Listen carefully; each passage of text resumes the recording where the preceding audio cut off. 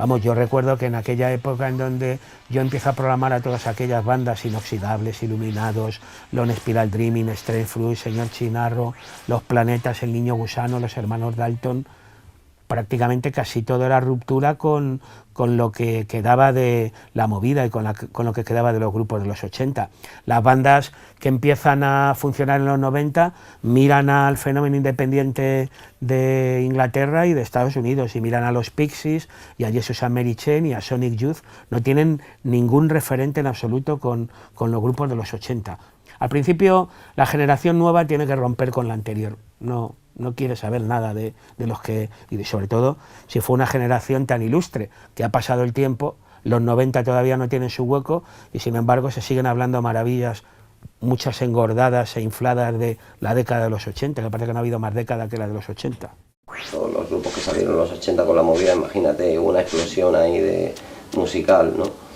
Había mucha inquietud, había mucha ganas de decir cosas, todo valía, la gente se vestía como quería, a lo loco, mucho color y venga, y a expresarse simplemente y a decir lo que quieres, lo que te gusta y a pasarlo bien.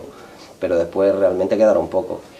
Después de haber estado en los años 70 tan estancada España, ¿no? por haber estado en una dictadura y tener tanta falta de comunicación de lo que pasaba afuera, pues luego en los 80 empezó la gente a olvidarse un poco del virtuosismo, ¿no?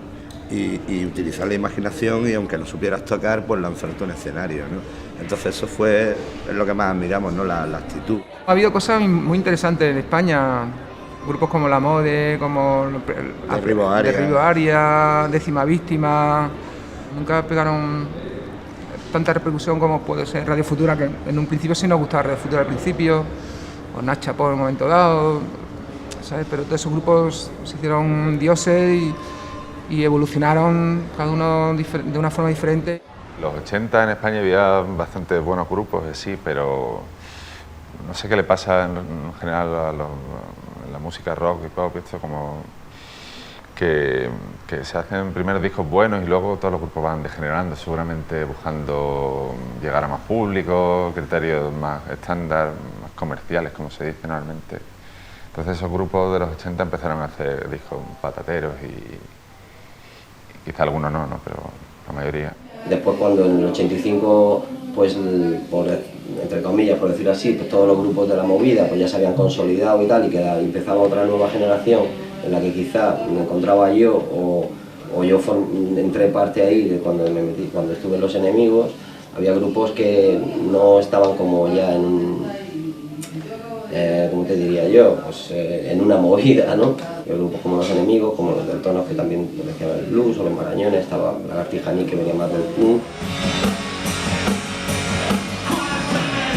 Existimos algunos grupos como nosotros que tenemos un deje casi de composición o de ese último puntillo ochentero, sí ha cambiado muchísimo, ¿no? El rock de los 80 al rock de los 90, mucho más sabio, diría yo, mucho más sabio, con muchos más recursos compositivos, armónicos, etcétera. Hoy día ya un grupo nuevo y las armonías empiezan a brillar, cosa que en los 80 son como un pelín más rígidos y nos acercamos, los que venimos de los 80 siempre como una estructura como un pelín más rígida, ¿no? En los 80 había, dentro de la movida, estaban los grupos que petaban, Gabinete Aguilar, Nach Chapó, todas de esto, Radio Futura, Mecano sobre todo, y había una movida súper gorda underground, nada más se esconde y miles de grupos así underground existían ya, pero la diferencia gorda fue a partir de los 90 que el mainstream se convirtió en super mainstream, donde ya no había grupo de calidad, simplemente de productos, y lo otro se quedó súper, o sea, un muro de repente súper gordo.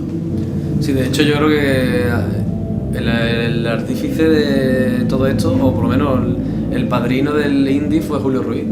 Con un disco grande, o sea, Julio Ruiz empezó a amasar el concepto de una incipiente movida indie en España. Fue él, en realidad, con los concursos de maqueta, de hecho nosotros participamos con Lone Spiral Dreaming en varios concursos de maqueta de discos grandes, y era como el rollo indie, era como una cosa novedosa que estaba empezando en España, y él fue un poco el padrino de ese rollo. A partir de ahí ya se instauró la etiqueta indie ya para todo lo que vino después.